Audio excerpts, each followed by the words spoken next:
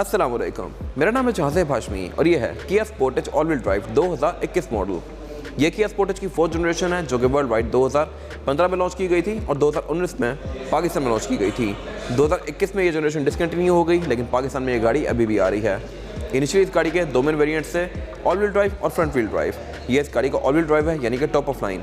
फिर कुछ टाइम बाद इस गाड़ी में एक और वर्जन भी लॉन्च कर दिया गया था, स्पोर्टेज अल्फा, जो कि अब सबसे छोटा वेरिएंट है और उसका कंपैरिजन भी मैंने इस गाड़ी के साथ किया हुआ है। अगर आपने वो कंपैरिजन देखना है तो आप इस आई कार्ड में देख सकते हैं। खैर, ये इस गाड़ी का टॉप ऑफ लाइन वेरिएंट है और कुछ इस जैसी ही गाड़ी होंडा टुक्सन भी कुछ टाइम बाद पाकिस्तान में लॉन्च की गई थी। और होंडाई बेसिकली किया को ऑन करती है, तो होंडा टुक्सन और किया स्पोर्टेज ऑलमोस्ट एक ही गाड़ियाँ हैं, जैसे इनकी लुक्स डिफरेंट हैं।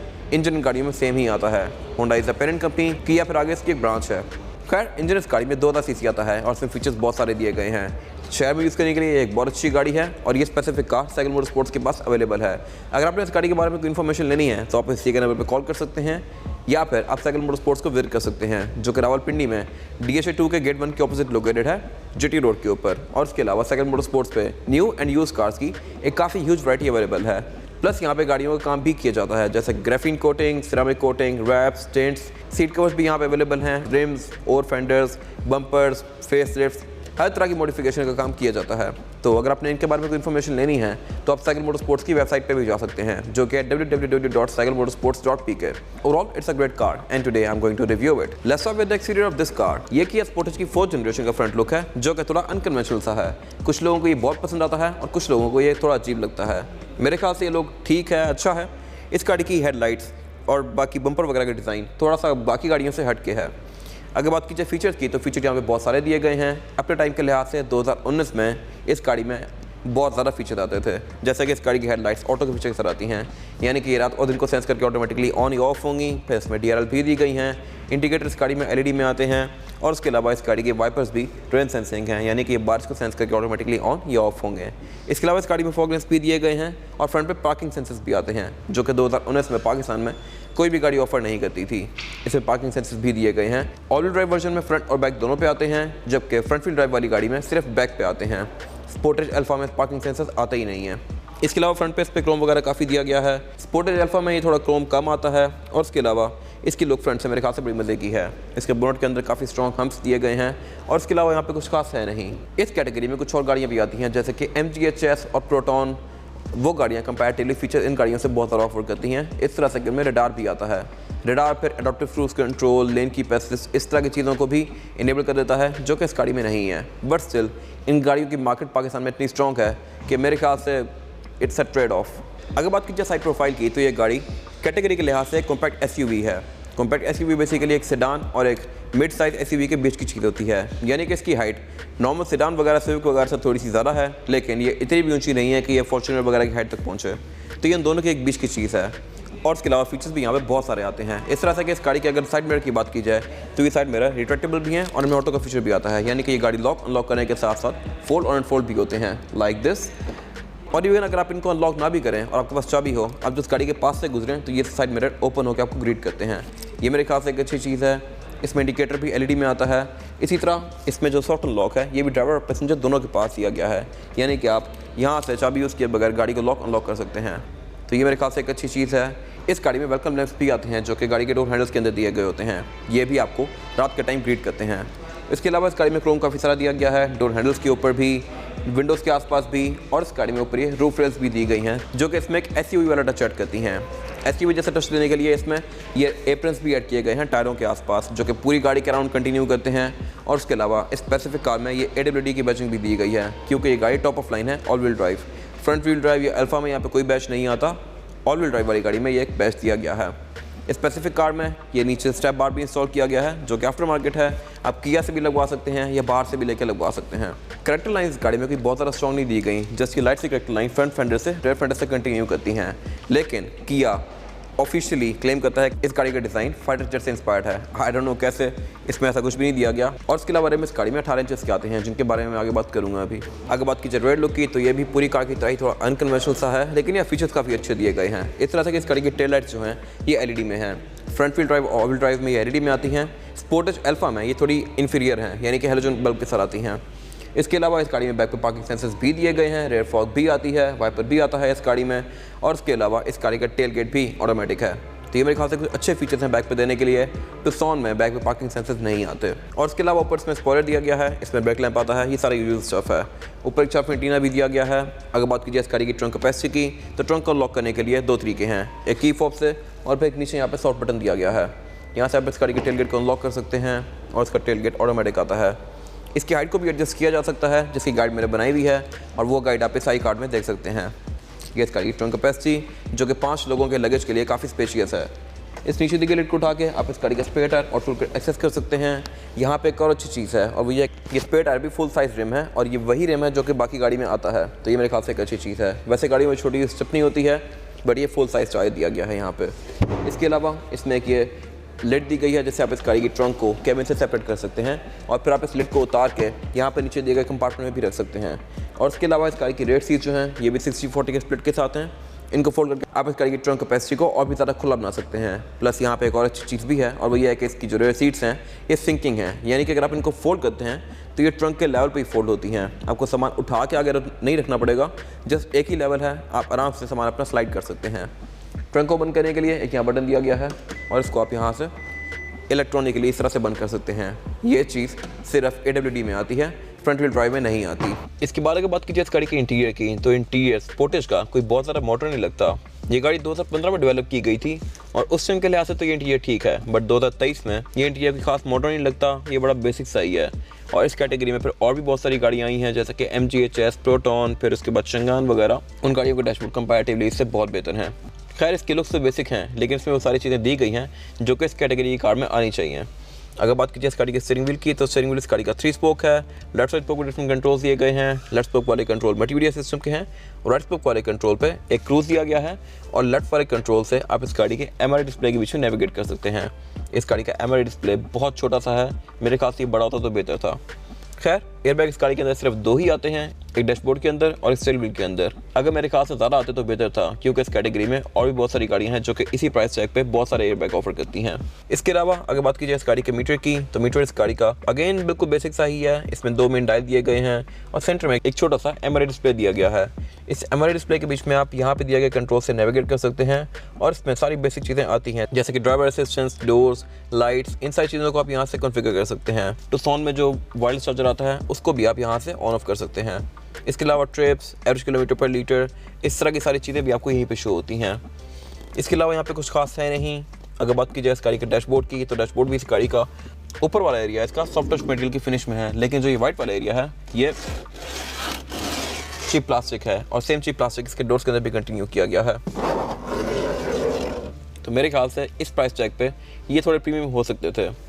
बाकी डैशबोर्ड के सेंटर में एक मल्टीमीडिया पैनल दिया गया है जो कि अच्छा है साइज़ में और इसमें फीचर्स बहुत सारे आते हैं जैसे कि एंड्रॉयड ऑटो, एपर कारप्ले। इसके अलावा आप इसमें नेविगेशन भी यूज़ कर सकते हैं, अपना मीडिया भी यहाँ पे प्ले कर सकते हैं। मीडिया वाला फीचर स्पोर्टेज अल्फा में नहीं आता। स्पोर्टेज अल्फा के मल्टीमीडिया पैनल के अंदर अगर आप USB लगाएंगे तो आपकी वीडियोस प्ले नहीं होंगी, इसमें आप वीडियोस प्ले कर सकते हैं। इसके अलावा आप इसको ब्लूटूथ से फ़ोन से कनेक्ट कर सकते हैं और इसमें गाड़ी का क्लाइमेट कंट्रोल भी शो होता है जो कि अगेन मेरे ख्याल से एक अच्छी चीज़ है। बहुत सारी गाड़ियों में मल्टीमीडिया पैनल जो होते हैं वो क्लाइमेट कंट्रोल के साथ सिंक नहीं होते, इवन सिर्फ RS में भी ये सिंक नहीं है, बट इस गाड़ी में ये है और ये मेरे ख्याल से एक अच्छी चीज़ है। बाकी साइज़ भी इसका स्पोर्टेज अल्फा से बड़ा आता है। उससे नीचे इस गाड़ी का क्लाइमेट कंट्रोल दिया गया है। क्लाइमेट कंट्रोल ये पहली कार है जो कि पाकिस्तान में डुअल जोन लेके आई थी, ये मेरे ख्याल से एक अच्छी चीज़ है। इस गाड़ी ने स्टैंडर्ड्स वाकई में काफ़ी रेस किए थे। इससे पहले इवन रिवो में भी क्लाइमेट कंट्रोल डुअल जोन नहीं आता था, रिवो ने अब रॉको से देना शुरू किया है, बट ये पहली कार थी जिसमें ये चीज़ आई थी। डुअल जोन का मतलब यह है कि ड्राइवर और पैसेंजर अपनी मर्जी के लिहाज से इस गाड़ी के क्लाइमेट कंट्रोल को एडजस्ट कर सकते हैं।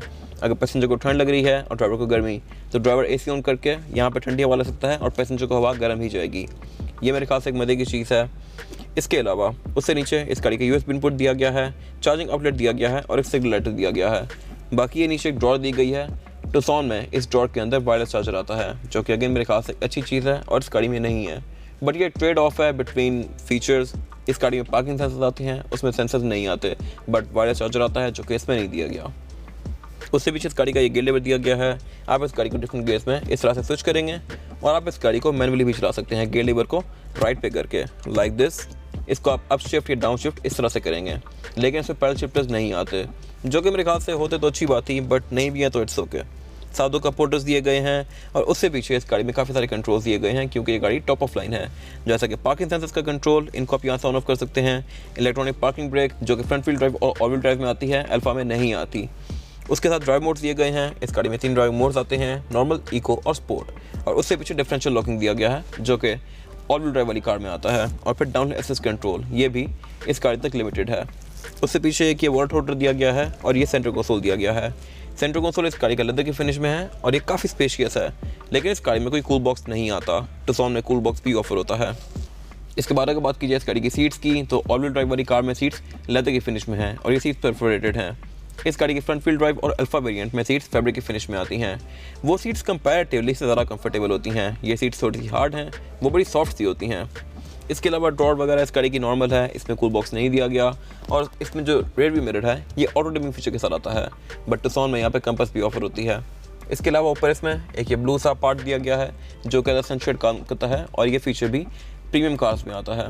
विंडोज़ के कंट्रोल ड्राइवर के सेट पे दिए गए हैं। इस गाड़ी में सिर्फ ड्राइवर की विंडो सिंगल टैप वाली है और ये सिंगल टैप से फुली रोल डाउन और रोल अप भी होती है। अगेंस्ट स्पोर्टेज अल्फा में ये सिर्फ ऑटो डाउन होती है, ऑटो अप नहीं होती। और ये इस गाड़ी का best feature panoramic roof. Again Sportage पहली कार थी जो कि पाकिस्तान में पैनोरामिक रूफ लेके आई थी। इससे पहले किसी भी कार में पैनोरामिक रूफ नहीं आई थी और मेरे ख्याल से अभी भी नहीं आती इन गाड़ियों के अलावा। यही गाड़ियां हैं स्पोर्टेज, टुक्सॉन, एमजी वगैरह जो कि पैनोरामिक रूफ देती हैं। इसके अलावा कोई भी कार यहाँ पे ऑफर नहीं करती। इसमें एक काफ़ी बड़ा सारा ग्लास दिया गया है जिसको आप ओपन भी कर सकते हैं और ये गाड़ी को बड़ी अच्छी लुक देता है। बाकी सेंटर में इसकी केबल लाइट्स दी गई हैं जो कि LED में है और एक सन ग्लास होल्डर भी आता है यहाँ पे। अगर बात की जाए रेयर पैसेंजर्स के लिए सीटिंग कैपेसिटी की, तो बैक पे यहाँ पे 3 लोग आसानी से बैठ सकते हैं। थर्ड पर्सन को थोड़ी सी पाँव रखने में मुश्किल होगी, लेकिन ये गाड़ी चौड़ाई में काफ़ी स्पेशियस है तो यहाँ पे थर्ड पर्सन भी एडजस्ट हो जाएगा। बैक पे मेरे पास यहाँ पे लेग रूम भी काफ़ी स्पेशियस है, ड्राइवर की सीट को नॉर्मल सिटिंग पोस्टर पे करने के बाद भी, और हेडरूम भी इस गाड़ी के अंदर काफ़ी स्पेशियस है। बैक पे यहाँ पे किसी को कोई इशू नहीं होने वाला। थर्ड पैसेंजर के लिए एक सेंटर में हाँ पाता है तो उसको पाँव रखने में थोड़ी सी मुश्किल होगी, बट यहाँ थर्ड पर्सन एडजस्ट हो सकता है। इसके अलावा फीचर्स यहाँ पे काफ़ी सारे दिए गए हैं रेयर पैसेंजर्स के लिए, जैसा कि इसमें ये 2 एयरवेंट्स दिए गए हैं, बैक पे 2 चार्जिंग आउटलेट भी दिए गए हैं। और इसके अलावा इस गाड़ी की जो ये सीट्स हैं ये रिक्लाइनिंग हैं, इनको आप इस तरह से एडजस्ट भी कर सकते हैं लाइक दिस। आपके लिए जो सिटिंग पोस्चर कंफर्टेबल है आप उसमें चीज़ को एडजस्ट कर सकते हैं। और इसके अलावा सेंटर में एक सेंटर कंसोल दिया गया है जिसको निकाल के आप इसमें से 2 कप होल्डर एक्सेस कर सकते हैं और इसको एज एन आर्मरेस्ट भी यूज़ कर सकते हैं। बाकी बैक पे स्पीकर्स भी आते हैं डोर्स में। और इसके अलावा ऊपर एक ये पैनोरामिक रूफ भी दी गई है जो कि रेयर पैसेंजर्स का व्यू इस गाड़ी में काफ़ी अच्छा बनाती है। इसके अलावा यहाँ पे ये रीडिंग लाइट्स दी गई हैं क्योंकि डेफिनेटली इसके सेंटर में कोई कैमरे लाइट नहीं आती पैनोरामिक रूफ की वजह से, तो इसमें ये साइड पे दी गई हैं। इसके अलावा बैक पे ISOFIX के पोर्ट्स भी आते हैं, सीट बेल्ट भी आती हैं और हेडर्स भी 3 आते हैं। स्पोर्टेज के टॉप ऑफ लाइन यानी AWD वर्जन के अंदर ड्राइवर और पैसेंजर दोनों की सीट्स इलेक्ट्रॉनिकली एडजस्टेबल आती हैं और ड्राइवर की सीट में लंबा सपोर्ट भी दिया गया है। स्पोर्टेज में एक चीज़ अजीब है और वही है कि फ्रंट डोर्स में जो ये वाला पोर्शन है ये सॉफ्ट टच मटेरियल है, जबकि रेयर डोर्स में ये चीप प्लास्टिक है। आई डोंट नो ऐसा क्यों है, बट ये है। अगर बात की इंजन की, तो स्पोर्टेज के तीनों वर्जन में एक ही इंजन ऑफर होता है 2.0 लीटर। और यहाँ पे एक और मज़े का फैक्ट ये है कि सिर्फ स्पोर्टेज में ही नहीं बल्कि टुक्सॉन में भी और एलेंट्रा में भी सेम यही इंजन आता है। इसकी वजह यह है किया की पेरेंट कंपनी होंडाई है और होंडाई ने एक ही इंजन बना के तीनों गाड़ियों में चला दिया है। ये इंजन 2000 सीसी है और इनलाइन 4 सिलेंडर है, डॉक इंजन 16 वॉल्व। और ये गाड़ी 155 हॉर्स पावर प्रोड्यूस करती है with 195 newton metre of torque, जो कि मेरे ख्याल से अच्छे परफॉर्मेंस फिगर्स हैं। इस बॉडी साइज़ के लिहाज से एलेंट्रा में ये इंजन बहुत पावरफुल फील होता है क्योंकि डेफिनेटली वो गाड़ी साइज़ में से छोटी है। इसके अलावा ड्राइव ट्रेन इस इंजन के साथ 2 ऑफर होती हैं, फ्रंट व्हील ड्राइव और ऑल व्हील ड्राइव। ये specific car all wheel drive है, यानी कि ये 4 टायर पावर को डिस्ट्रीब्यूट करती है। इससे पहले मैंने टुक्सॉन का रिव्यू भी किया है, वो भी आप इस आई कार्ड में देख सकते हैं मेरे चैनल पे। और इसके अलावा अगर बात कीजिए इस गाड़ी की फ्यूल एफिशिएंसी की, तो ये गाड़ी आपको 1 लीटर में तकरीबन 10 तक की एवरेज दे सकती है डिपेंडिंग अपॉन ड्राइविंग पैटर्न, अगर आप इसको आराम से चलाएं तो। अगर आप इसको रफ यूज़ करते हैं तो विद इन सिटी ये गाड़ी 9 तक भी आ सकती है, 8-9 तक। अगर आप इसको लॉन्ग पे लेके जाते हैं तो ये गाड़ी 15-16 भी चली जाती है अगर आप इसको क्रूज़ लगा के चलाएंगे तो। फ्रंट व्हील ड्राइव गाड़ी की average comparatively all wheel drive वाली से थोड़ी बेहतर होती है। फ्रंट व्हील ड्राइव वाली गाड़ी 1 से 2 किलोमीटर ज़्यादा देती है, तो जो इसमें छोटा वर्जन है वो आपको तकरीबन 12-13 तक की एवरेज दे सकता है अगर आप उसको प्यार से चलाएं तो। खैर, इसका बोनट स्टैंड से ओपन होता है, जो कि अगर मेरे ख्याल से हाइड्रोलिक से ओपन होता तो अच्छी बात थी, बट इसमें स्टैंड दिया गया है। इसके अंदर इंसुलेशन आती है जो कि एक अच्छी चीज़ है। और इसके अलावा ट्रांसमिशन इस गाड़ी में 6 स्पीड ऑटोमेटिक आती है। ये चीज़ टुक्सॉन, एलेंट्रा और इस गाड़ी में सेम है।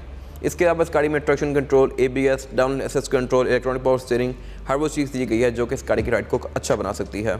इसके बाद अगर बात कीजिए इस गाड़ी के टायर साइज़ की, तो टायर साइज़ जो आता है इस गाड़ी में वो है 225, 55 और 18। इस गाड़ी में ब्लू अर्थ का टायर लगा हुआ है जो कि काफ़ी अच्छा टायर है और ये गाड़ी आपको 50-60 हज़ार किलोमीटर तक के काफ़ी अच्छी राइड प्रोवाइड करेगी। इसके अलावा अलॉय रिम इस गाड़ी में 18 इंचेस का आता है और ड्यूल कॉम्बिनेशन में है एल्यूमिनियम और ब्लैक के। इसका जो अल्फा वेरिएंट है उसमें रिम 17 इंचेस का आता है और इसके अलावा इस गाड़ी में ओवल डिस्क ब्रेक दी गई है, यानी कि फ्रंट और बैक चारों टायरों में डिस्क ब्रेक आती है। और इसके अलावा इस गाड़ी में ABS भी आती है, EPS भी आता है, ट्रैक्शन कंट्रोल भी आता है, डिफरेंशियल लॉकिंग भी आता है। हर वो चीज़ दी गई है जो कि आपकी राइड को काफ़ी अच्छा बना सकती है। इसके अलावा SQV वाला टच ऐड करने के लिए इस गाड़ी में ये व्हील्स के आसपास एप्रन्स भी कंटिन्यू किए गए हैं, जो कि मेरे ख्याल से एक अच्छी लुक दे रहे हैं इस गाड़ी को। ये इस गाड़ी की फिजिकल की है। बैक पे होंडा का लोगो और फ्रंट पे लॉक अनलॉक और ट्रंक रिलीज किया गया है। इसमें फिजिकल की भी आती है जो कि आप यहाँ से निकाल सकते हैं। ये था आज का रिव्यू। अगर आपको रिव्यू पसंद आया है तो इस वीडियो को लाइक कीजिए, मेरे चैनल को सब्सक्राइब कीजिए और अगर आपके पास इस गाड़ी से रिलेटेड कोई भी राय है तो उसको कमेंट सेक्शन में शेयर जरूर कीजिएगा, ताकि वो लोग जो ये गाड़ी लेने वाले हैं वो आपकी राय से फ़ायदा उठा सकें। अपना ख्याल रखिएगा। Thank you.